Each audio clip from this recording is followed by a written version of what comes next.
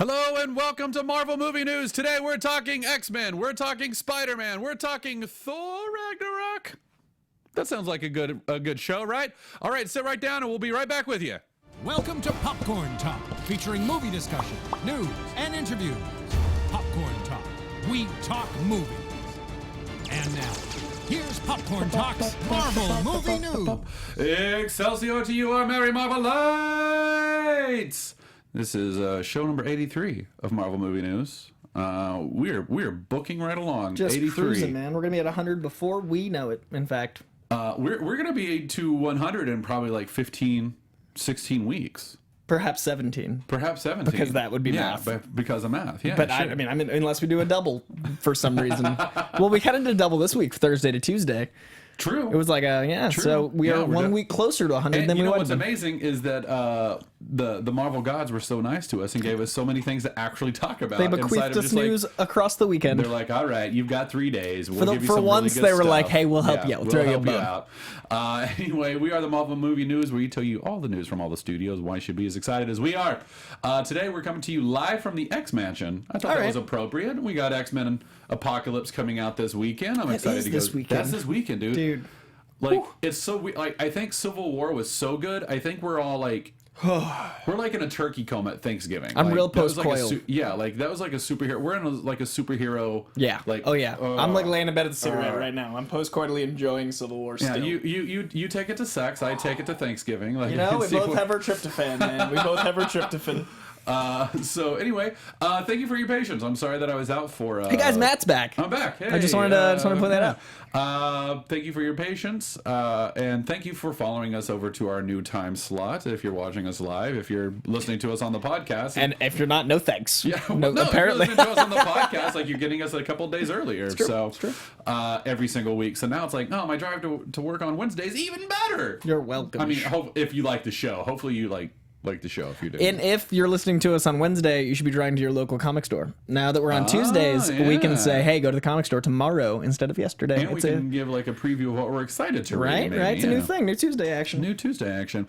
Anyway, but yeah, I've got a lot of really cool stuff that has popped up into my life and was very demanding of my time, and I apologize that I was gone for so long. But you can see what I'm writing over at Comic Con HQ, which is a new VOD service from Comic Con and Lionsgate.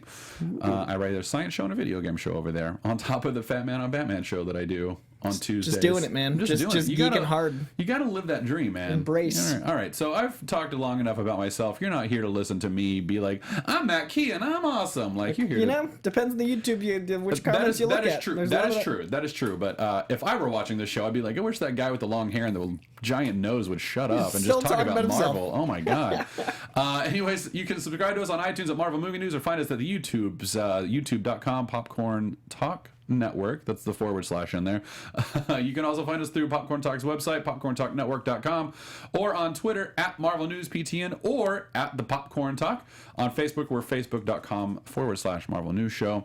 And guys, if you'll tweet a link out to our show with a message telling people about the live chat, Doom in the booth will retweet you. Doom demands tweets for the new show. Tell everyone. Tell the masses. I demand it. Doom, is your booth in Latveria? It could be anywhere. Are you boothing hard in the X Mansion, Doom? I've installed a Latverian emissary, an embassy, nice. if you will. Yeah, that's in nice. the X Mansion. Because I know Colt Badeau, the official 5th chair of ours, he tweets from the Starjammer. We're interdimensional, intergalactic, inter everything. He's in geosynchronous orbit right above us in the Starjammer. Anyway, as you can see, I'm here at the Matt Key, and we've got Coy over here at COYJANDREAU. The man knows. The man knows. So let's jump right into it. We're just going to start off with our headlines. We're going to talk, just briefly mention those things. Then we'll be discussing Thor Ragnarok castings, Spider-Man castings, and stuff like that. So, but first up is X-Men. Opens domestically this weekend. I haven't heard anything about like the box office numbers for it. Like, I think they're probably expecting it to do well. Right. The tracking is good, but the international was better than they expected. Yeah, the international came in at 103 million. Yeah. Like, It's the biggest movie in the world. yeah. Yeah, but I think Captain America Civil War did around the same numbers. Am I right? I think Captain America Civil War did a little better because a little better I think it was internationally? I think it was 15 markets around 150. So I think it did a scotch better because it was a couple more markets it opened in. Yeah, but maybe. But like X-Men's opened, I think in like 70. Was it 51 or 53? I can't remember. It was like they only have like 4 or 5 more markets to open. right. So, domestically. that's why I'm saying I think Civil War's tracking a little better because it made more in less markets initially. It had a smaller rollout, bigger numbers. Yeah. So, anyway, it's doing really well. That's excited to see because, like, I'm excited. Here's what I want to go see Nightcrawler. I just want to go see Nightcrawler, Bamf all over the screen. Like, if I see that, it's win. It's a win. Like, And it's a win. I like the 80s flavor a lot in every movie, much less an X-Men movie. And I love, did you see that ad, the Jubilee ad? Oh my God, it was the best. That literally sold me. Like, if was the the movie's best. half as good as that, I'm Yeah. good. Like, Yeah. I'm just so good. I mean, can we all take a minute just to acknowledge how freaking good Fox's Marketing. is It's just like, incredible. Like Deadpool showed us what they can do because like about a month ago they also had like a Mysteries of Ancient Egypt like viral thing that they did was where they so were like, cool. who is Ansabanur who brought the apocalypse? And it They're, was like, they're literally the best marketing team, which is interesting because I feel like it's like the TV versus movie thing. I feel like the marketing and the movies don't talk that much, but the marketing is so strong. It's like, guys, look at your own marketing team. Maybe maybe they should be writing your movies. Look at how much they pay attention to details. Where is your attention to detail? Yeah, like, oh, and did you actually call the number and have Stan Lee tell you, sorry, no one's here to take your call right now? There's an Easter egg with Stan Lee in a phone call. I love that The so best. much. It's the best. But like Jubilee, like she sold it, like it was so like, and the pictures of like, what's funny is that like I would see pictures of Professor X, James McAvoy, in the film, and I'd be like, I guess he looks like he's kind of in the 80s, but when you see him on video with that sort of tracking and everything, you're like, perfect. Oh my God, he's Carl Sagan in the 80s. He's right there. Dead on. Oh my God, yes. Like, and he looks that's perfect. Bald. Yeah. Oh, I'm so excited. So, but yeah, like much like with Civil War, if I got a good Spider-Man and I got Giant Man, I was going to be happy no matter what. Like it could be like, well, that was like a Fantastic Four, like Charlie Foxtrot. Yeah. But it had Giant Man and it had Spider-Man, so okay. Yep, there you are. But thankfully it was awesome. If I get a good Cyclops, I'll be happy. If after 10 years of Cyclops getting just mishandled. I've heard like in the reviews that Cyclops is one of the strongest things Like in that the film. actor is incredible, man. Yeah. And he's so like he's a new guy, so he's not going to be like associated too much with their properties. Yeah. And I'm excited. casually excited for this movie. I think we live in such a magical time that we're just like kind of not numb, but we take for granted how crazy it is that we have these amazing movies like this often. We take for granted that there's an X-Men movie coming out Friday, and it's like, oh, that's good. Yeah, no, we'll go see Like the this X-Men. would have been the Yeah, biggest thing of the year for every comic fan 10 years ago. Yeah. Now it's like, okay. Yeah, like pre Robert Downey Iron Man, what was it, 2007, 2008? Like pre that, like this would have been like, oh my God, what is life? I cannot wait. And now we're like, I'm excited. I'm excited. I will go see I will go see this film this weekend, and I cannot wait for it. I mean, I'll be there Thursday midnight. I'm pretty twitchy. Well, I mean, you also work in a movie theater. That's true, and I also I have to see it before the internet because I can't stay off the internet, and I know myself. You know what? I don't care about the spoilers in this one as much. I can't handle spoilers, man. Like, but like with Civil War, I'd be like, "You shut your mouth." Yeah. And like with Game of Thrones, I'm like, "No, stop." But with this one, I'm like, "Oh, that's happening. Oh, that's awesome. I can't wait to see that." I see a thing, and it's something I didn't know before. I am just automatically that person forever list. Like, just I get so upset. You know what I think it is for me? If we can go back to talking about me for a second, I like the giant universe nature of like Game of Thrones and Marvel. So like spoilers there are like, no, but I don't want to know how you're impacting all those other future movies. Gotcha. Where X-Men hasn't really had that. Pretty as linear much. paths, but they're building now. They're building that, and like even I think Simon Kinberg or the director Bryan Singer, I can't remember which one, but earlier this week they said that, or last week, they're trying to build like a cinematic universe a little bit more, where they think like the X-Men and X-Force and the New Mutants will eventually start crossing over. And I more hear the stuff, post-credit scene to this ties into Wolverine 3. Oh, really? Because there's That's been a lot of cool. Wolverine 3 spoilers that I haven't read, and they keep saying like, oh, if you watch the post-credit scenes, I've been like, la la la la la la. So that to me is better shared universe stuff too. I wonder if we get like Old Man Logan. God, that would be. That's so what I'm saying. Cool. Is I think there's that a was announced post-credit on our show too. So I know. That's where that rumor broke, everybody. So let's continue on with the X-Men, where Simon Kinberg and Sophie Turner, by the way, both teased Dark Phoenix for the next film, which is also 100% taking place in the 90s. Which is the most exciting news yet. Yeah. So Simon Kinberg said, in reference to being asked about Dark Phoenix, I definitely would love to take another stab at the Dark Phoenix story, talking about that film that shall not be named, The Last Stand. Yep. And then, and this is an interview with Entertainment Weekly, I should mention. And then Sophie Turner said, the seeds of Phoenix definitely are planted in there, meaning in Apocalypse. She can't control her powers unless she either fully stops them or lets them all loose. And that's kind of Phoenix. I think in future movies to come, we'll definitely see a bit more of that. Cool. So, I mean, what that tells me, first of all, like, we've definitely got Sophie Turner on for more films. Like she just... Oh, of course. There's no way they signed her for less than 5. Well, I know, but, like, I don't know that that's ever been, like, outwardly confirmed. I'm sure that it has been. I've just forgotten about it because there's been so much news going through this brain. But I think that's exciting. I would love to see a team, like, a post The Last Stand, see the mistakes they made. I would love to see them correct course and do, like, the Dark Phoenix story that we all would love to see. What I think is funny is I don't even consider the option of actors signing on for one movie anymore. Like, film is so serialized now. I'm like, wait, she's got to do 92 movies because that's just how the world works. No, it's like a 10-movie deal. Yeah, like, she's got to do all 10 of them. That just feels like such, like par for the course. But I love the idea of the 90s one being next and the Phoenix Saga because those are arguably the two most iconic things about the X-Men. Is the 90s era X-Men and the Phoenix Saga are the two big pops. Do you think that we will ever lap? That's the word I'm looking for. Get past where we are. Get past where we are, and then be like. I mean, we did Days of Future movies Past, we will. Well, that's what I'm saying. If they go decade by decade, if they continue to go decade by decade, they got to go to cosmic. They got to go space because they're like, well, we're out of time. Dude, I would love to see like if they caught up to present day and were like, cool, now we're gonna go Shi'ar, like go play around with the Shi'ar and Gladiator and the Imperial Guard. Cyclops' pops. That'd be cool, man. Dude, like, we could get into the whole, like, Scott Summers thing and, like, Vulcan, his brother. They could visit Colt Badeau and the Starjammer. Oh, yeah. Colt Badeau, you'd be on the Starjammer with those guys. That's a fairly logical move. I'm not sure how much longer I want... This isn't an insult to Bryan Singer, but I'm not sure how much longer I want Bryan Singer to helm the X-Men because I just feel like we are going to tread familiar ground if it keeps going. I think he's done. I hope after this one, because I'd love to see a new director take over for the 90s. Like, I loved Matt Vaughn's X-Men, and I'd love to see more flavors like that. Personally. No, I agree. Who's the guy who's taking over New Mutants? I can't remember his name. Josh Boone? Yeah. I'm excited for that one. Yeah, I agree. That one, like, I'm really excited about.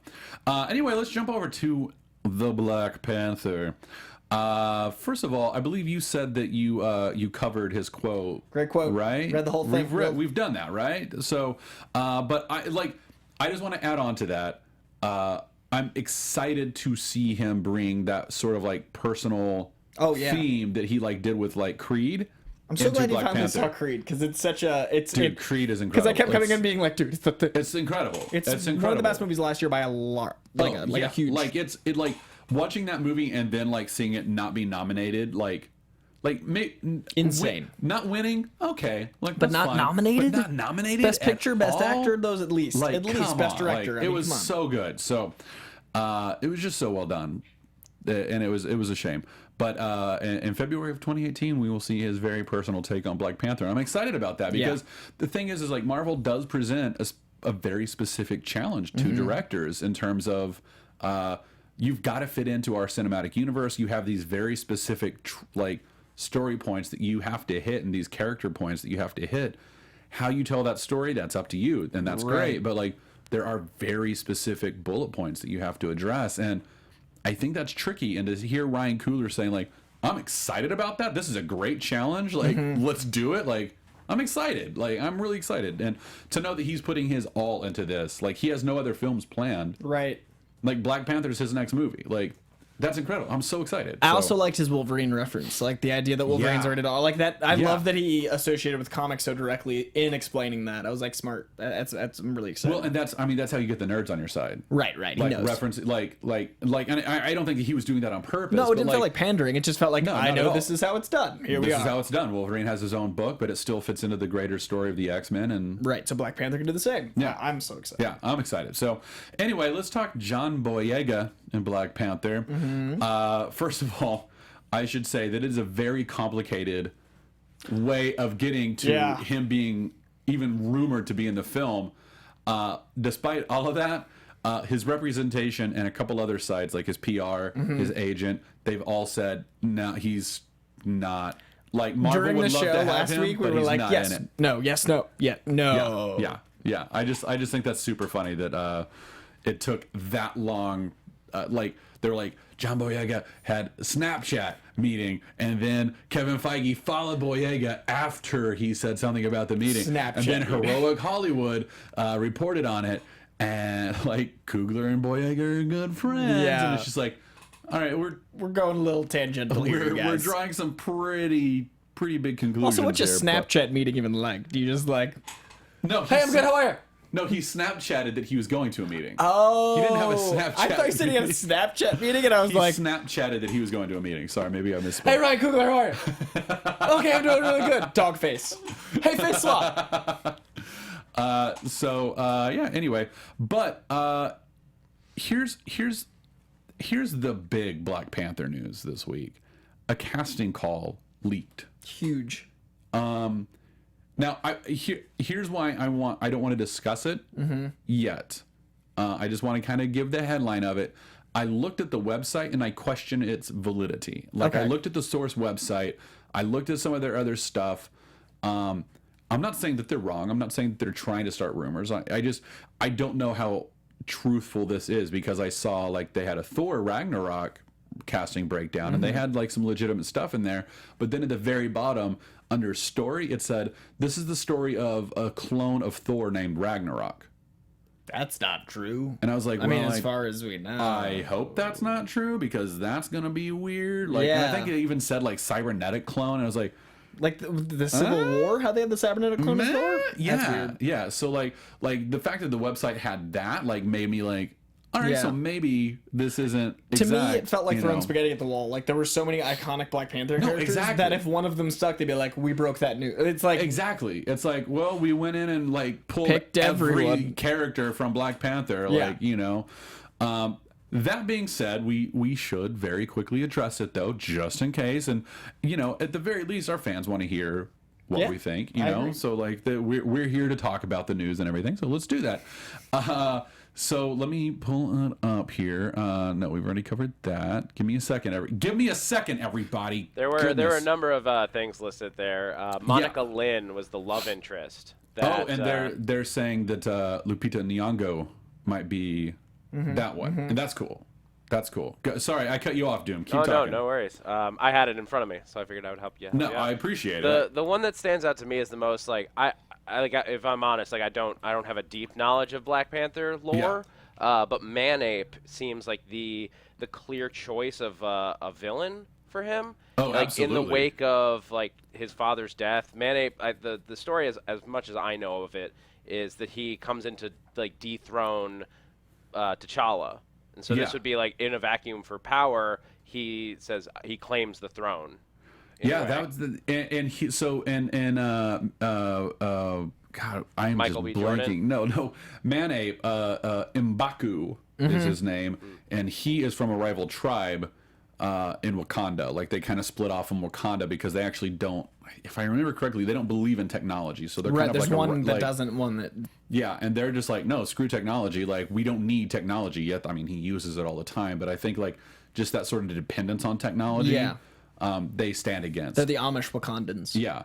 But despite that, he has like a cybernetic suit. So maybe I'm wrong. Like, maybe I'm completely I do wrong in remember remembering, that. I haven't read Black Panther since. I read the Reggie Hudlin run that someone asked me which Black Panther run, and I love that because it's John Romita Jr. art, and it came out in the mid 2000s, and that's a great broad. I think it's like volume 3. I think. It's a really good broad title to read that doesn't really go too deep into the mythology, but it's also you can keep up. So I don't know where they're going to pull from, but if they pull from the volume 1 and 2 stuff, that would make sense for where they'd go. Yeah, exactly.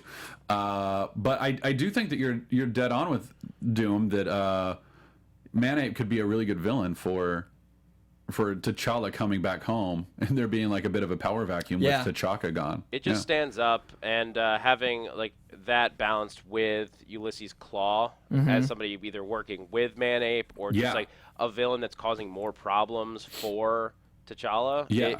It makes almost too much sense for it not to be the case.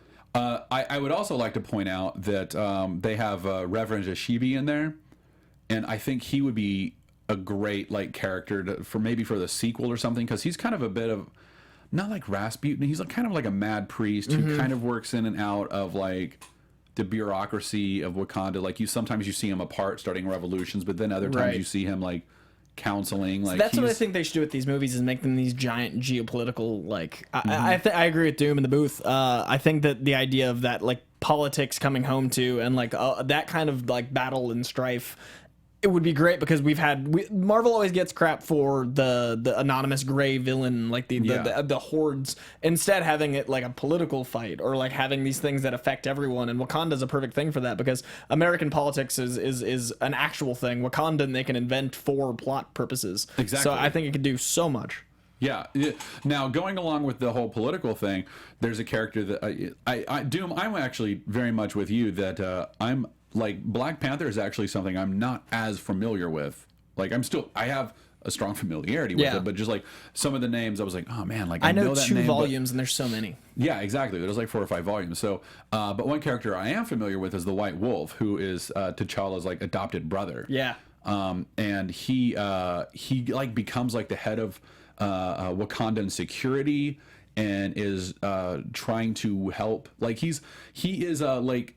He feels like the Wakandan representation of the military-industrial complex in America, where it's like, no, we're our own thing. We're here to save you and protect you, and we're our own thing. Like he's kind of like S.H.I.E.L.D. and all this other stuff, and he ends up kind of betraying Black Panther. I think he would be a good guy to have like in like his deep counsel, like it's his adopted half brother, right? Michael B. Jordan. You know, it could be. It could absolutely be Michael. Because we've heard he's a villain. That's the rumor. Yeah, but I like in the comics, I think he's a white guy. Like he's like he ends up like lost in Wakanda, and T'Chaka like adopts him because he's this poor kid is like lost and like raises him as his own. But like if it was Michael B. Jordan, that would be incredible. I would love that. I want to see Michael B. Jordan in a Marvel film. Like I love that guy. Him being a conflicted villain who could like wind up alongside him after a struggle also I think would be a great way to start if this is going to be a series of films. If you can carry Chadwick Boseman, Lupita Nyong'o if she is the love interest, and Michael B. Jordan as like a part of that team through several movies, like that's a cast. That's a cast. But yeah, I could see T'Challa trusting White Wolf, Hunter is his name. Could see him trusting him, and then White Wolf either teaming up with Man-Ape or Ashibe to like betray him. I'm really curious how they handle those characters, because like Man-Ape is going to be so hard to translate, but full faith, I'm not even worried after how good Creed was. The characters that will absolutely be in the film are the Dora Milaje. Is it Milaje? Yeah, I can't pronounce. Yeah, I think it's Milaje. I'm gonna wait for Chadwick Boseman to say it, and then I'll know how to say it, because his accent was awesome. And I'm just gonna wait for everyone to tell me. God, I was so frustrated that I couldn't be here for the Civil War show. I just wanted to just like I will call because I saw it and it was amazing. Killing me. Oh my God. All right, so let's before we leave Black Panther, let's very briefly mention that Ta-Nehisi Coates' Black Panther #1 is the best-selling comic of 2016 so far. That's amazing. This comic right here, best-selling comic of 2016. It's sold, let's see, it has sold 253,000 issues so far. That movie. People say the movies don't affect comic sales, but this is a very, very good example. Absolutely does. And it's also a very dense comic, so it's really impressive how well. It's so good. Like it's a very smart book. It is so good. Yeah, that's great. It is so good. Yeah. So let's move over to Iron Fist real quick, where we learned this week that Carrie-Anne Moss has joined the cast. And as Doom pointed out to me, Jerry Hogarth is now in 3/4 of the Netflix series, which is the same as Claire Temple. So like Rosario Dawson's Night Nurse character and Carrie-Anne Moss's attorney Jerry Hogarth are now two kind of strands that are tying everything together. And it makes total sense that Carrie-Anne Moss or Jerry Hogarth would be an Iron Fist, because that's where Jaren Hogarth came from. Like, right. It was like Danny Rand's legal counsel and like board of directors. And when she was announced, I thought that was implied, because as soon as she was in Daredevil, I was like, well, this ties into Iron Fist. So her being cast, I was just like, oh, that makes sense. Yeah. Now I do think that they've done a different thing with her character. I don't know that she's like absolutely tied into Iron Fist's world the way she is in the comics, or he in the comics. It's she in the universe. But anyway, like I love her Jerry Hogarth. Like, it's a character that you love to hate. Yeah, and which popped up at the end of Jessica Jones. It was just like, ah! Yeah, it's perfect. To me, this implies that she's going to be more involved in Iron Fist than, like, because they kept it quiet for Daredevil. Mm-hmm. Yeah. That was, like, a twist, but, like, if they're announcing it this far in advance, that means, like, she's going to at least appear in enough episodes that they wanted us to know about it ahead of time. Yeah, that's a very good point, Doom. That is a very good point. Yeah, so I think we'll probably see her a lot more. I think probably there will be something to be said for, like, you know, maybe the bad guy whose name I just all of a sudden completely forgot. The guy who killed Danny Rand's parents. Oh. It's Rand. I keep wanting to say Wendell Vaughn, but that's Quasar. Yeah, no, I don't know Iron Fist as well as I should. I know that name, but it's like escaping me. Yeah. Anyway, I think that she is tied up with him in some way. So, anyway, let's move over to discussions and let's actually talk about Michael Keaton as the villain in Spider-Man Homecoming. No, and that's what's crazy to me is that he was rumored, then he was out of the talks, and then last week it was like, no, wait, no, he's back after like a month. It was really funny to see, like, Slash Films, where I love Slash Films. It's a great film. It was so good to see updated, but the date before was like a month ago. Usually it's like updated, and it was like 2 days. That was like a month ago, and we told you it might be a thing. Yeah. So here's the breakdown as far as I could see it. Variety says he's back in talks. Deadline says he's definitely signed. None of the no comments from Marvel or Sony. There's no confirmations from any of them. Did you see the John Watts thing I tweeted? But John Watts tweeted out a gif of Michael Keaton celebrating an award. Yeah. Like, yes. Also, John Watts has like barely more followers than I do. People go follow John Watts. Yeah, I was so confused that like John Watts' official Twitter was like, nobody. He's directing Spider-Man. You guys, come on. Nobody. Kind of a big deal. Yeah.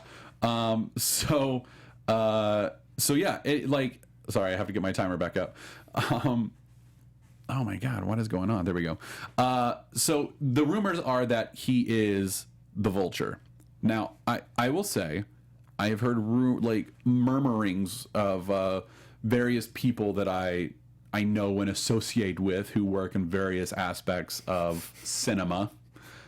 Vague Matt is vague. Very vague. Well, I don't want to get anyone in trouble. No, but I know people who are working on the film and like different places, right, in some capacity. Like, it's very compartmentalized.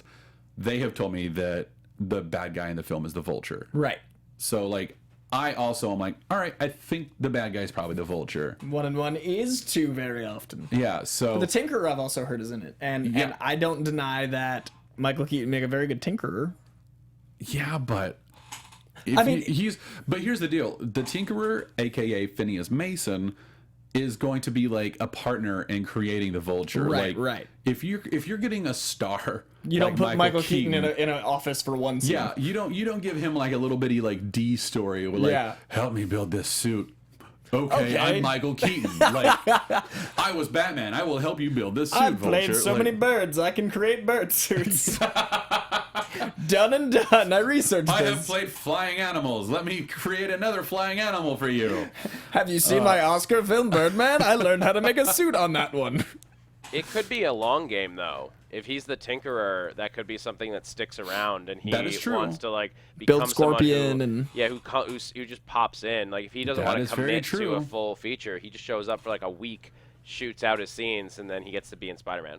That is true, but the Variety and Deadline both described him as the main villain, and I don't see the Tinkerer being the main villain. Once again, I love that they're following. The Tinkerer was huge in the 60s comics. Tinkerer popped up all the time. Tinkerer was hanging out with Skrulls in the comics back in the day. So I love the idea of Tinkerer being like this weird, nefarious behind-the-scenes guy, because it shows how Ditko they're going. And the Osborn thing bothered me so much in Amazing Spider-Man when it was like, everything happened at Oscorp. And I'm like, that building is full. Like, that is too much. That's way too much. Tinkerer doing Scorpion and maybe Shocker, and I just want Shocker, and like Vulture, and these characters that like it makes sense that he would tinker with, that plays. And if Michael Keaton is Tinkerer, and like Doom just said, in that sense, that could be exciting. That is a really cool theory. I hadn't thought of that. Like I hadn't literally, considered like that. playing behind the he's kind of strings. like a mechanical puppet master. Yeah, And then I you like could it. have Michael Keaton scheduling workout because he's just popping in and out. Yeah. Once again, I don't think I assume I'm 90% sure he's the Vulture. I'm just playing devil's advocate. That 10%, it's kind of a cool idea. Yeah, but I really want him as J. Jonah Jameson. I still can't drop it. I still cannot drop him as J. Jonah Jameson. Man, I want Nick Offerman. Oh my god. Oh my god. Nick Offerman's mustache in gray. I mean, obviously I want J.K. Simmons, but I don't think that audiences could handle that. Like as far as and J.K. Simmons is now Commissioner Gordon over in the DC universe, and just too, like the casual moviegoer that like enjoys Spider-Man very like abstractly, they're like, why is Spider-Man young? Wait, Tobey Maguire? Like I don't think it'd be fair to them. Yeah. But at the same time, J.K. Simmons is Jonah. So if they're going to go new Jonah, I'd rather them go someone like Nick Offerman and just totally left field. Oh my God, that would be so good. You should be a casting director. Dude, Nick Offerman would be so good. I'm just thinking about him like in the Jump Street movies. Right? Like, Isn't that move Jonah? character into Spider-Man? Yeah. Oh my God. That's him. That's a different Jonah Jameson. And you have the paternalness, like the begrudging paternalness to Peter Parker, like, nah, $20. And he's like, I'll pay for his wedding. Like that, to me, would be a great Nick Offerman, Jonah Jameson. Pictures of Spider-Man. I want one. Very true. Very true. Wow, I hadn't thought of that. Anyway, I really think they're going to go with it for the Vulture. Once like, every 4 months, think, I try to give you a casting idea that just makes you go like, oh man, you just broke me. Like, I just can't do it. I still think that Michael Keaton's going to be the Vulture. Like I think because here's the other reason why. The rumor is that the discussions broke down with Michael Keaton because they brought in Robert Downey Jr. and they were like, well, we can't afford both of these guys. yeah. So they had to go back and kind of restructure the deal and everything to make everyone happy. And maybe they restructured it by making him the Tinkerer and having a smaller part. I'm just fueling my own rumor. No, dude, I know, I get it. I don't know, like, because that is such a specific thing to have, like, the Tinkerer becoming like the big main, like that's like saying he's the Kingpin in a way. Like he's he'd be like he's Norman behind Osborn the of this, scenes. Yeah, like. But like they're gonna have Norman Osborn eventually. I hope they don't right away. No, I do, and I don't think that they will. Like we might meet him, but I don't think he's gonna be the bad guy. Like because I mean personally, we didn't even know that he was a Green Goblin for how many issues? Like we right. knew Norman, we knew Harry. And then it was a giant reveal. Like, and it was great because we had like, oh my God, he's the Green Goblin. Oh my God. And it was this huge arc that led to it. And then soon after Peter Parker was revealed, it was a beautiful Steve Ditko's early. That first 36 issues is perfect. By the way, can we just acknowledge that at one point in a Spider-Man comic, the plan to, like, I think this is Green Goblin's first appearance too, was to get Peter Parker in a Hollywood movie and get him away from New York. Yeah, I think that's issue 14. I think Amazing Spider-Man 14. They're like, they literally, they tried to get him in a movie so he could, it's beautiful. It's such a good arc. Like, they fly him to Los Angeles where a producer is like, oh, we're going to get this kid in the picture. Make him a star. Make him a star. Green Goblin flies a broomstick and he throws like little things out of his grab bag that explode and sparkle. And he's got like sparkle fingers. And then like different Hulk times. ends up being in the K. Like it is wacky. Go read. If you're like, I've never read an early Spider-Man comic, go read. Number 14 is great. Yeah, and I think that is the first appearance of the Green Goblin. Am I right? Yeah. So. And then the first appearance of Norman Osborn as Norman Osborn is issue 23, I believe. Because there's that long of a run, almost a year, where we don't know who he is, and then Norman Osborn's introduced as his own entity, and then we're like, and then it's not until like 35-ish that we're so we're years in at this point. Yeah, like you're like 2 years into Green Goblin mystery. And Norman Osborn being two completely separate characters. Yeah, until you get it tied together. It's like so cool. Yeah. Such a great run. Because I want Jonathan Banks personally. I think Jonathan Banks would be a great Vulture. Oh, I'm not. Who's Jonathan Banks? Mike Ehrmantraut from Breaking Bad. Oh my God! Yes. I'd go Jonathan Banks for Vulture, and then Michael Keaton for. Like Jonathan Banks could be a really good Tinkerer. Ooh, he looks like him too. Like either one of the like. That's my poll. Wow. All right. If I had all the money and power. See, I think Banks would be a better Tinkerer because they could afford him better. It's true, but like, I don't know if he has... From a producer standpoint? But presence-wise for multiple movies, we'd be more excited to see Michael Keaton keep popping up than we would to see Ehrmantraut. Except that he, like, creates, like, a giant presence for himself, and everyone's like, holy crap, that Tinkerer is amazing. Yeah. Jonathan Banks isn't even rumored, but I'm just like, yeah, he's in 5 movies. Everything for Jonathan Banks. Never mind that he has his own like TV show right now. He's got time. He's got time. So there was another rumor that came out with Spider-Man: Homecoming that the Vulture. So going along with the Tinkerer rumor that came out is that they build the Vulture suit together out of stolen Chitauri technology, which I think is perfect. It explains so much, like, and we buy it, and it ties all the universes in, and now Sony and Marvel are like in this beautiful. Thank you. Yep. There it is. Thank you. But here's the other. They're applauding Marvel. No. But I was thanking them for applauding Marvel. Thank you, Heralds on the Cosmic Couch. But there was another rumor that the web wings will be that's why we're the shirt today. Yeah, exactly. Spider-Man's gonna have his web wings. Pretty exciting, and they need to evolve the costume. So I think that's a really cool way to do it, and have the fans. Iron Man did that every single time. So cool. Like, I think that's so cool, and I think it'll probably come at like a really cool moment where he's like, "Oh, you want to see what else this suit?" Like, he's falling. He's like, "Look what else it can do!" And if it's the Vulture, this ties into the Vulture rumor so well. So well. It would only make sense that he'd evolve and need that sort of thing. And like, they're so 60s in Ditko. Like the every bit of news that comes out makes me feel like they're paying attention to the Silver Age Spider-Man, like the original run, like this era. And that's such a fun thing they haven't touched on yet. The 90s, Tobey Maguire felt super 90s.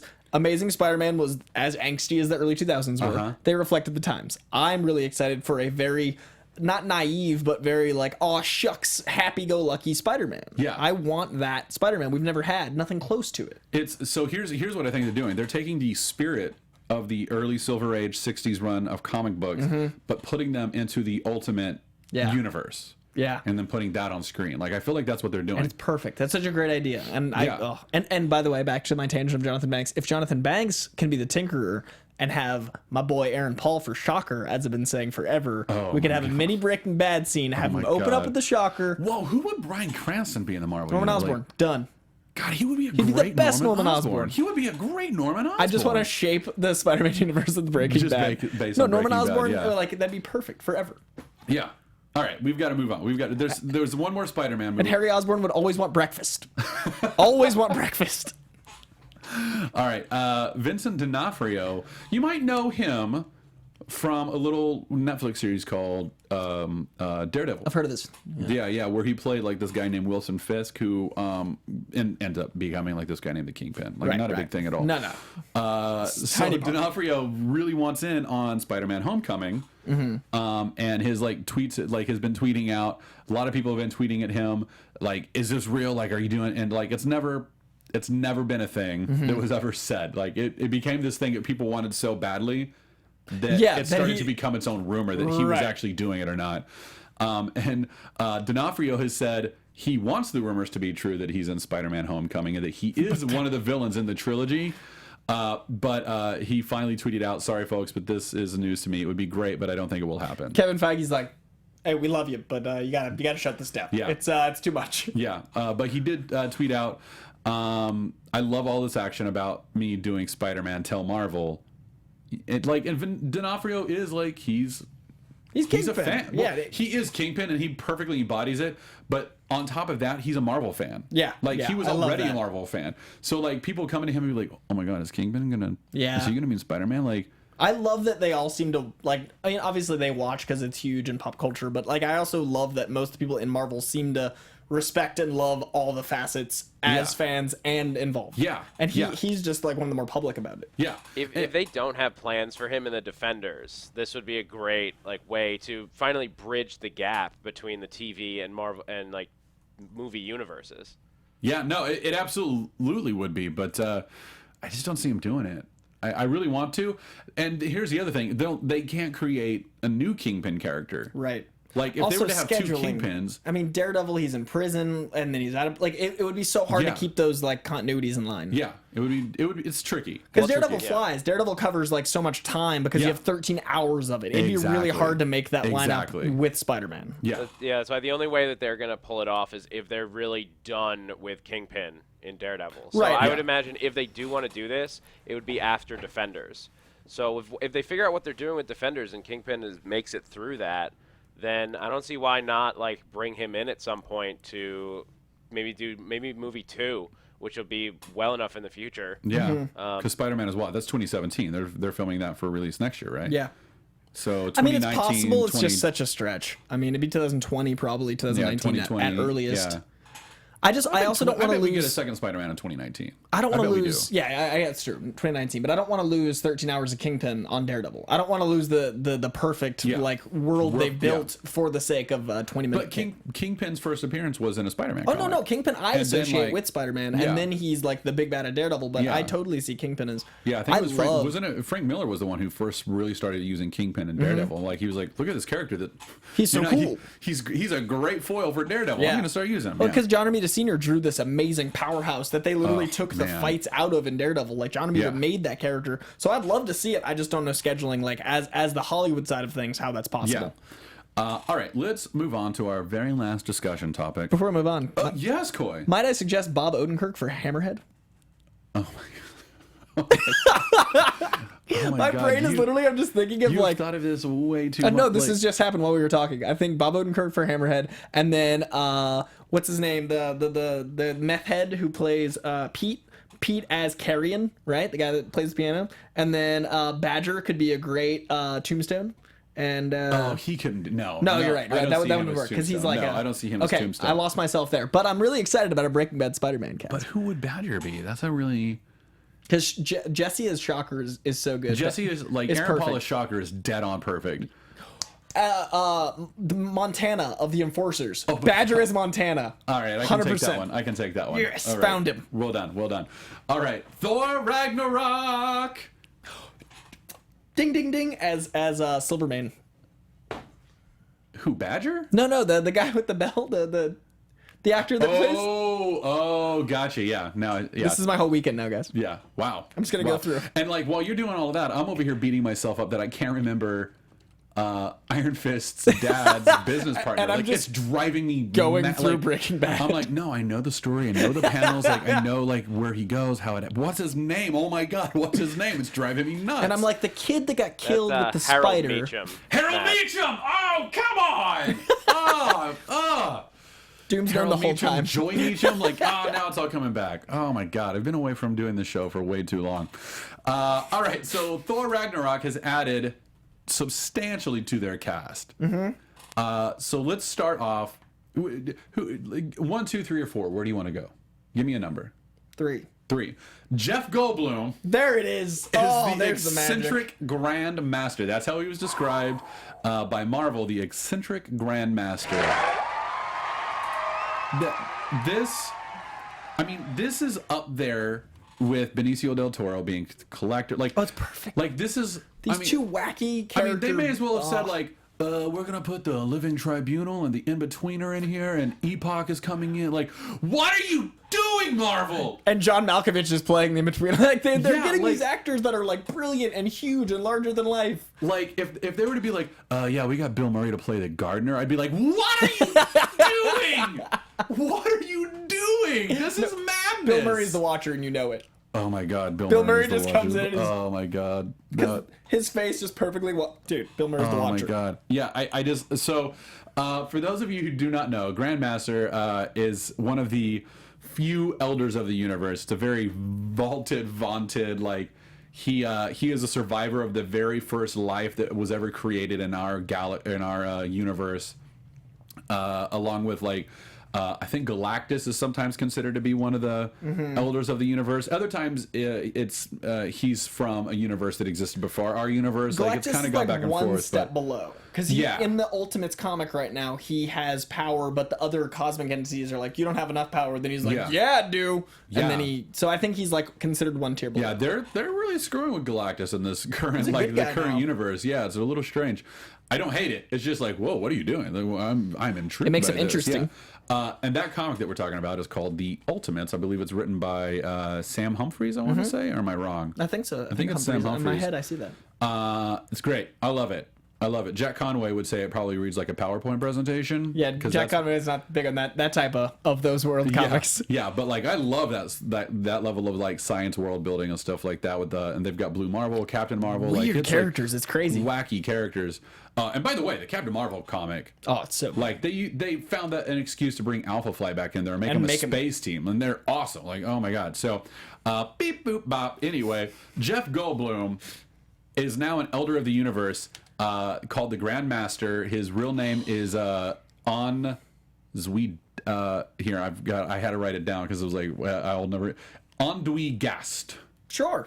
Yeah, like I've never known his real name. Like I've always I'm like, oh my god, it's the Grandmaster. Oh my god, like that's awesome. I just know Jeff Goldblum as a cosmic entity means that life finds a way, and he does that. Life finds a way. He's the one that makes life find a way. Yeah, and that makes me so happy. So here's the background on Grandmaster. One of my favorite comics that features the Grandmaster is Thanos Quest. Mm-hmm. Read Thanos Quest. It's honest. I think Starlin wrote it. It precedes Infinity Gauntlet and Infinity War. It is a 2-issue arc that tells the story of how Thanos got the plans for the Infinity Gauntlet and then went and got all of the stones. Because up until that point, it was just Marvel canon that all of the Elders of the Universe had an Infinity Gem. And Thanos was the first one to ever think to himself, like, well, wait, I'm just going to go get them all for myself. Like, screw you guys. I can rule this? Okay, I'm going to go rule this. I'm going to go rule the entire universe and all of the realities. Thanks. By stealing your gems from you. And he outsmarts every single one of the Elders of the Universe to get their gems back. So there's like, and the Grandmaster I think is the last one, and he has the Mind Gem. Okay. And he has to beat him in a game. Oh man. And Thanos ends up beating him in a game by not beating him in the game. Like it's a weird virtual reality thing. And 80s were great, you guys. Right? Like late 80s, early 90s, like virtual reality, like I mean, what was that? Like Keanu Reeves, the lawnmower man, like that was all like that. So that's the time that we're in when I'm talking about this comic. So just think about that. It's cycling back. But now virtual reality is awesome. Like, it's real though. That's what I'm saying. It's the 90s were like, wait, this technology could exist? That is incredible. And then Matrix was like, here's the danger of virtual reality. And now present day is like, ignore that danger. Virtual reality is amazing. Yeah. So all that being said, in Thanos Quest, they're in a game. They're virtual reality gladiatorial fight. But while they're doing that, the Grandmaster discovers far too late that he was playing against a cybernetic clone of Thanos, and the real Thanos was actually thrashing his body in real life. So what a ridiculous everything. Grandmaster is just like, oh, I'm beating you, and Thanos is like, you'll never beat me, and you as the comic book reader going, oh my god, like Grandmaster's gonna, like, how's that, like, I'm kind of, Thanos is the hero of this book, I'm kind of rooting for him, like, oh my god, what's gonna happen? And then it pulls back and Thanos is just like murdering Grandmaster in real life. Cut to Josh Brolin and Jeff Goldblum in a room, like super meta removed, like so anyway, they're covered in ping pong balls. They're just fighting, and Andy Serkis is like, yes, look at what I've done, yes. Except, like, I don't know why we all make him sound like that. Like his Andy real Serkis voice is kind of real like low this. voice. Yeah, like he's got an intimidating. We know voice. we don't have that ability, so we go high out of shame. But here's what I think. Like, of all the casting, I think so. Here's like Tessa Thompson is the one I'm most excited to see because I loved her in Creed. I'm excited to see like a different like ethnicity put into the Valkyrie character. Like I'm very excited for that. Like I cannot wait to see what she does with Valkyrie because she was so strong, so powerful, had such an amazing presence in Creed. I thought she would have been a great Storm for Black Panther. And I know it's not an option because it's Fox. Not an option, But since I knew it wasn't an option, I was like, who else you could play that had the same presence? Mm-hmm. She's a warrior. She's a warrior maiden. This is as close to Storm as I'm gonna get with her, and they gave it. Valkyrie's even more powerful, arguably. That's amazing. I'm so happy. Yeah, and Valkyrie, eventually teams up with Doctor Strange on his Defenders team. No big deal. It's pretty exciting. That's cool. But so like looking at I was like, that was the one, like the casting that made me the most excited. But the Grandmaster was the character I got most excited about because that goes hand in hand with all the other rumors that we've heard of Hela and Loki teaming up to kick Thor out, Thor ending up So he gets kicked out of Asgard. Then he ends up in gladiatorial matches where he meets up with Hulk, and then they go on their cosmic road trip. The gladiatorial matches. I want you to acknowledge that sentence you just said. I just want you to to acknowledge that we live in a world where that's an actual plot that might exist in the next 2 years. Yeah. Where you're like, and then they team up to go on a cosmic road trip. You just said that casually. Yeah. Also, Jeff Goldblum. Like, all of this is just too exciting for me. I'm just like, before Thor and Hulk go on their cosmic road trip. So imagine us back in 2007 going, all right, so listen, Thor gets kicked out of Asgard by Loki and Hela. Hela's played by Kate Blanchett, by the way, Queen Elizabeth herself. She kicks Thor out of Asgard, where he ends up having to fight with Andui Gast. Don't worry about it. Fighting the Hulk. Oh, by the way, Mark Ruffalo's the Hulk in this, and this is about they're going on this crazy cosmic road this trip. Is insane. This is pure insanity. Oh yeah, and don't worry about it. Jeff Goldblum's there too. Jeff Goldblum, by the way, is playing a cosmic elder of the universe. No, whatever. No, like 2007 me is just like 2012 me, like blood coming out of the nose. Just like you're doing, huh? Can't be. This is impossible. Like, You have no idea how to talk to a woman, do you? That was 2008, 9, 10, 11, and 12 me. Yeah. I have to agree with you, Matt. Like, the Grandmaster thing, just like that is the most exciting thing because of what it implies for the plot line. Just to me, like, I'm a big Hulk fan. I'm a big Bruce Banner fan, and I really love Mark Ruffalo's version of him. That said, him being included in Ragnarok has made me uneasy about the movie because how does he get there? Is like it seems like too just like, oh well, we need to throw another Marvel character into this movie because it's Marvel and it's all connected. But with the Grandmaster, that implies like it's not going to be just like he finds Hulk on a planet by accident. Yeah. He like if the Grandmaster has this much power, like he can just like what is the most difficult person for Thor to fight? A powerful being who is also his friend. Yeah. That is the worst thing he could come up against in a gladiatorial arena. Yeah, well, and the Grandmaster like is a big fan of like placing bets and gambling and stuff like that. So he's gambled with death. He's gambled with like other interdimensional beings. Like, and it's Jeff Goldblum. Every time you say it now, I just get so it's insane. It is Jeff Goldblum. And by the way, like the Elders of the Universe consider each other brothers. Like, because they're the oldest things in the universe, like they've outlasted their entire galaxies and stuff like that. So like the Collector, played by Benicio del Toro, is like they see each other as family. Like, that's crazy to me. That is crazy to me. Dude, if we get, I mean, that's two of them. If we get Malkovich as a third, if we get Malkovich as in-betweener. Yeah, Helen Mirren as another one. Oh my God. Like, if you could get them as, like, Lord Chaos and Lord Order. Yeah. Malkovich is both, like, with a big, weird, frowny face and then, like, the big, like, happy Order face. Like, yes. Oh my God. That's who I'm seeing. Yeah. Oh my God. This is my fan cast episode, you guys, where I just daydream about things that make me happy. Yeah, like, that is crazy that we live. Like, we've already seen the Celestials and Guardians. Yeah. Like, we already know that the cosmic side of right things, there. like, Marvel's like, we're going there. Like, we're doing it. Like, we have a mining colony in a giant severed Celestial's head. That's been used for people to steal and profit from. Like, that's amazing. Like, for millennia. Yeah. Like, They're still... Like, it's called Nowhere. Yeah, sure, why not? That's what we're doing. Like, what is this wacky world that we've all of us nerds have woken up into? Like, this is crazy. Gamer Girl just asked me if my third man crush is Jeff Goldblum. If everyone's third man crush isn't Jeff Goldblum, something's wrong. I wish that we had time to tell like a Jeff Goldblum story that happened to my friend Bob. Tweet it. It's so I'll try to figure it out. It's incredible. Like, it's incredible. He's like, just, I mean, it made me fall in love with Jeff Goldblum as a person more than an actor. Knowing all of the stuff that I know about him now. So anyway, Grandmaster, our theory is that he's the reason that Hulk disappears from Earth and he and Thor end up fighting together.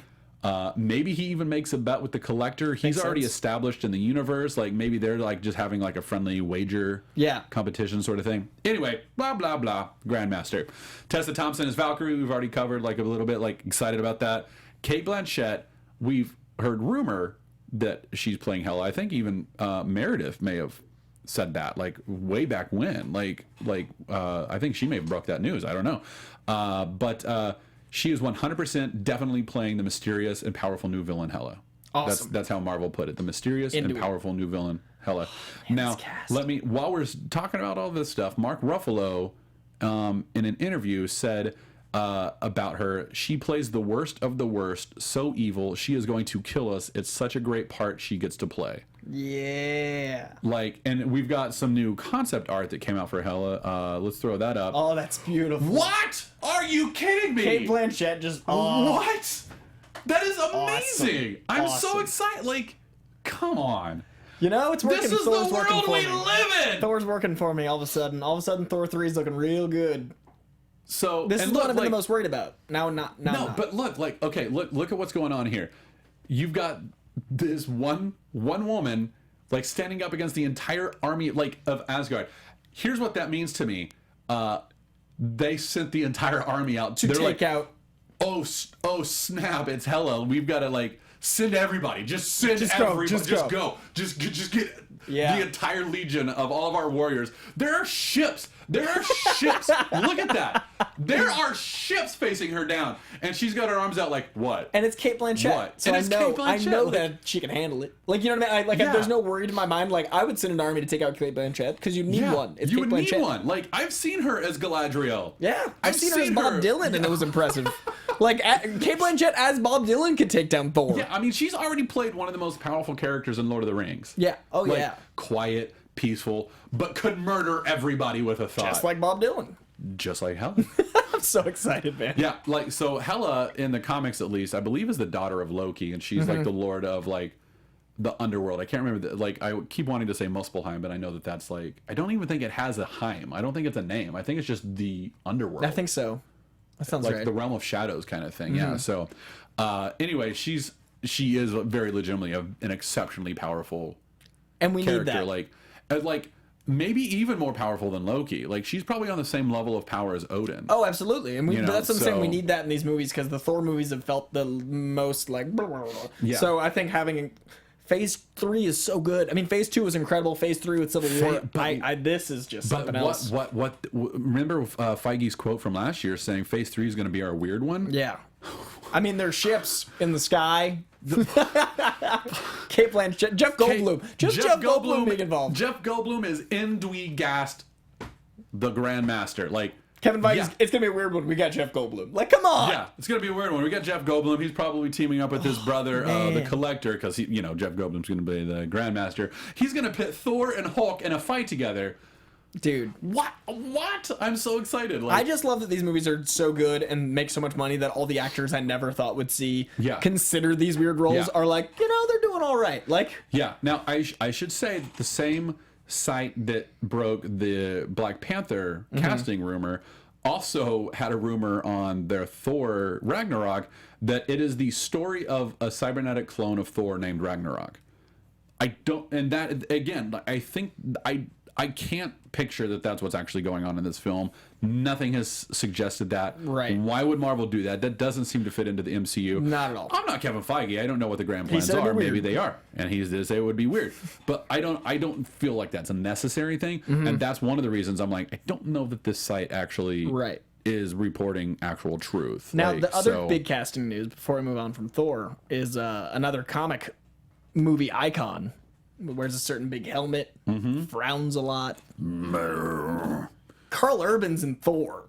Ridiculous. That's insane. And he's playing the perfect character for him. The Executioner, Scourge. He's playing like a Dredd-esque character. Yeah, Scourge the Executioner. Now, here's the only disappointing thing about this is that Scourge the Executioner, as we see here, is usually seen with Enchantress. Right. And it's a shame that we still have not had an Enchantress film. That's true. Villain. Now, Hela probably is going to have a lot of the same power sets, just as powerful as Enchantress and stuff like that. Probably makes a little bit more sense for her to be teaming up with Loki. Yeah. So and that's fine, but like I kind of wish I could see Enchantress and Executioner amazing. Together, Yeah. But Carl Urban as Scourge is just perfect. It's perfect. All these casting choices, like I literally just now Scourge is actually a really cool character. Like, very interesting because like he's he's like desperately in love with the Enchantress, who it's always unrequited, but And she she's like, always nah. uses She keeps him. him around, yeah. She keeps him around because of how strong he is. He was at one time one of the most powerful heroes in Asgard, fell in love with Enchantress, fell away from being a hero, becomes a villain of Asgard.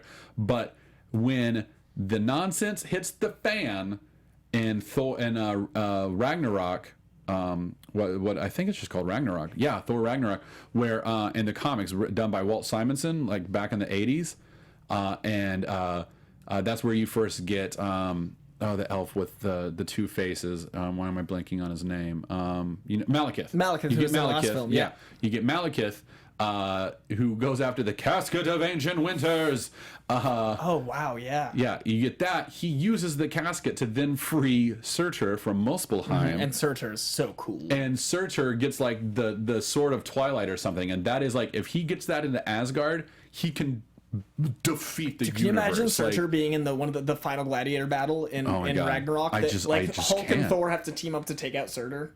He's a giant fire demon who's like the equivalent. He's of, the Balrog in the Marvel he's universe. a Balrog, yeah. Like, but he's like even more powerful than like he's almost an omnipotent Balrog. Right. Like, can you imagine that as the final battle? Like, how, yeah.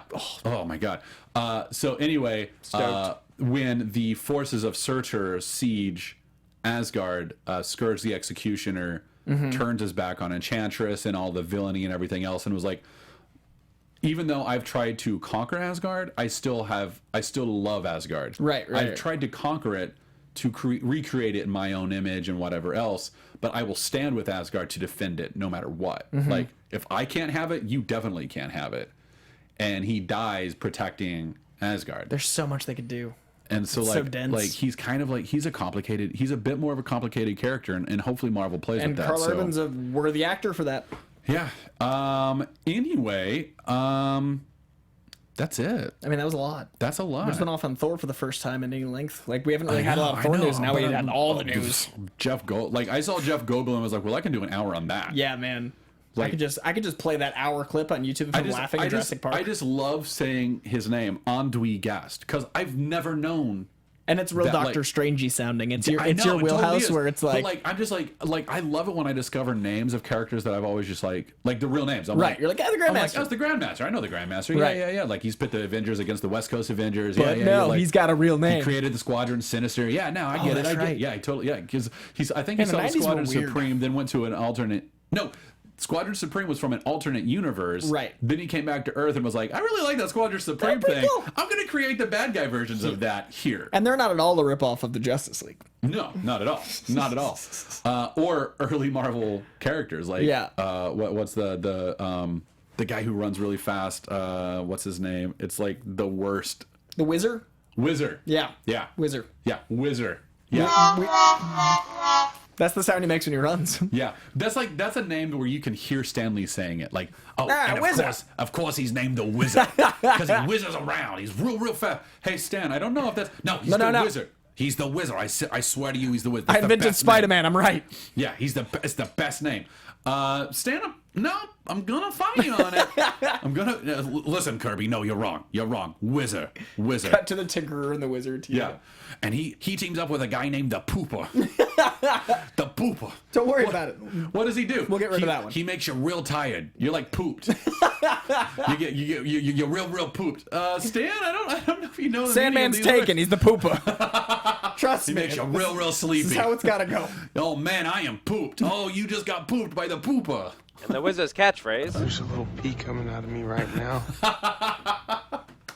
That's what happened when Matt goes away, guys. He comes back with the pooper. Oh, he comes back with the pooper. So Stan Lee. someone on Twitter asked me to fan cast Moon Knight earlier in the week, and since this has been an accidental fan cast episode, I think Remy Malek of Mr. Robot would be. I haven't seen Mr. Robot. I've heard it's amazing. He's actually Egyptian, and I think that'd be cool to have an actual Egyptian as a would be character. really That would cool. be, and he's an That would be incredible really actor. cool. Nominated for an Emmy. Very incredible. Actually, he might have won.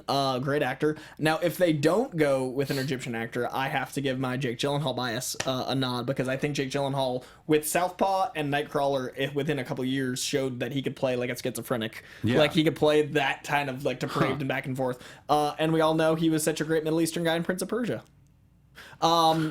But no, I think that either of those two for Moon Knight would be my choices, depending on how commercial they want to go and how big of a name they need to sell the character. If they need just a really good actor, Remy. If they need a name, then I think Jake Gyllenhaal would be good. Yeah, I'm with you. Do we have any iTunes? Let me pull that up. Marvel, Mary Marvelites, please allow me to apologize. My new job that I attend to every single week has taken me away from you. I apologize for that. I am finally getting to a place where I can start re-engaging you guys and everything. So please be patient with me. I swear to you, I see a few tweets here and there. I'm like, oh, I want to respond. I will as soon as I have time. But I'm gonna start getting better at that. I promise. So, yeah. And as always, guys, I think that Ben Foster should play Moon Knight. I've said that before, but I thought it was implied. The live chat just got real upset. No, it's the real me. Ben Foster's just an assumption. Ben Foster's just like the guy that he should be Spider-Man too. I mean, obviously. So the iTunes is loading slowly because we're on the internet in 800 ways. It's okay. Anything else? No, dude. Well, that's why I was apologizing because I haven't had a chance to go through and pull birthdays or I'm sure I owe 1,000 birthday wishes, and I am so sorry that I haven't had a chance to do that. If I'm saying that to you, if you've tweeted at us. It's been hard. It's been we were on Screen Junkies movie fights, Matt and I recently. Not movie fights, movie games. We were on. There's aired our episode. Is that airing? Great. So any Screen Junkies plusers out there, check that out. Check out movie games with me and Matt. And I'm going to be on their Apocalypse episode, which is airing this week. So you can see me on Screen Junkies not once but twice. And then I'm also doing another thing with them soon. So if you guys want to keep track of all that jazz. Yeah, look out for Doom. TV fights. When are you doing TV fights? Soon. It'll be sometime in the next few weeks. Might be next week. Might be in a couple. But I'll be over there. I lost to Matt in my first round. Sorry. And then it was only by 1 point. It was very well fought. That's true. But I'll be back. There's lots of other stuff going on though, guys. These guys are involved. So make sure while you're subscribed to the Popcorn Talk, as we said up front, but also check out a number of shows at the network while they pull up iTunes reviews. I'm just going to vamp and plug because you can see DC Movie News, which is still on Thursdays. You can see Disney Movie News, where they sometimes talk about Marvel because it's tangentially related. Do you guys have any shout-outs? I got the shout-outs. I was just making sure you're done with the DC plug because we love those guys. Do it. I think I'm going to just do Maze because I'm not sure where we left off, but the Ginge Ninja is still one of my favorite names, which I think I've said before, but it's fantastic. The Last Gypsy gave us 1 star, and I apologize that you feel we talk about politics more than comics. I disagree, but I hope that we've talked about comics enough today for The Last Gypsy 1986 to be happy. Sep13, thank you for the 5 stars. And lastly, Bridgentine felt that we have become a bit stagnant, and I hope that Jeff Goldblum and his never-ending zeal and our excitement for this has broken that stagnance. So, I wonder. He said that it's become too predictable, and now I'm not sure. He mentions that the news, you can look at the news online and then watching the show becomes redundant, but I can't invent news. I can only be excited about the news. So any further zeal for the news. We will take that in and maybe to marinate on it. Maybe we should offer more opinions or fan casting, stuff like that. Yeah. Stuff that you can't get with a Google. I try to give my opinion as much as possible. And if that is an opinion you agree with, awesome. If not, then I am sorry. I only have mine. So yeah, much love to all the iTunes and everyone else that tweets at us and that we haven't gotten back to. It's been insane, and we love you guys. And yeah, Lewis Cox wants you to fan cast Surtur. I mean, isn't that a CGI Balrog-esque entity? Well, yeah, but the voice? Sure, the voice. Man. I mean, if Idris Elba wasn't already Heimdall. Oh, right. He'd be a great Surtur, wouldn't he? Yeah. Andy Serkis. I mean, Andy Serkis seems like an automatic choice because mocap plus awesome voice, but whose voice would I want to hear coming out of Sean Connery? Wait, you like the Scottish brogue and everything? The voice of Sean Connery would be amazing coming out of that because he wouldn't have a nationality per se. He could be from anywhere, so it'd be a great excuse for us to have an actor with an accent because there'd be no pre-associated notion. Or if we don't want an accent, Hugo Weaving, because that voice would be incredible. Oh yeah, Hugo Weaving. Like the V for Vendetta, drawl, long, drawn out. Because you want something with power and Yeah, God, you really are very good at this. I just right. like the idea of actors in my favorite part so much that I just like daydreams just manifest into reality sometimes and become this thing I can expel. Wow, you're very, very good. Anyway, thank you so much for joining us. I'm back. Yay. We're going to be on Tuesdays at 11. We're trying to work our schedule out for Meredith as well because we miss Meredith. We want to have her back on, but she's also a very busy working person, and we're having to try and figure that out. So anyway, so no more rumors. Like, there's no rumors. We all love Meredith. Like, were there rumors? No, I just like I hear like people like, did she leave? What happened? Maybe they don't like her. Like I see that kind of stuff every once in a while. So it's like, no, we love. I like Meredith. the idea that we talk about Marvel rumors and people talk about Marvel movie news rumors. Exactly. So fan all the rumors you want. That's a good idea. So anyway, thank you for joining us. We've been the Marvel Movie News. You can find us on Popcorn Talk's website, popcorntalknetwork.com, or on YouTube at /Popcorn Talk Network. We're on Twitter at Marvel News PTN, or on Facebook /Marvel News Show. Colt Badeau is our social media manager, our official fifth chair, just not here, tweeting from the Starjammer. I've been Matt Key at the Matt Key. I've been Coy Jandro at Coy Jandro. CoyJandreau. On Twitter and Instagram. And we'll see you next week, next Tuesday. Guys. Thanks, guys. From producers Maria Menounos, Kevin Undergaro, Phil Svitek, Kristian Harloff, and the entire Popcorn Talk Network, we would like to thank you for tuning in. For questions or comments, be sure to visit popcorntalk.com. I'm Sir Richard Wentworth, and this has been a presentation of the Popcorn Talk Network. The views expressed herein are those of the hosts only and do not necessarily reflect the views of its owners or principals.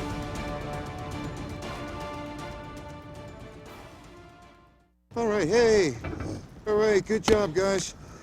Let's just not come in tomorrow. Let's just take a day.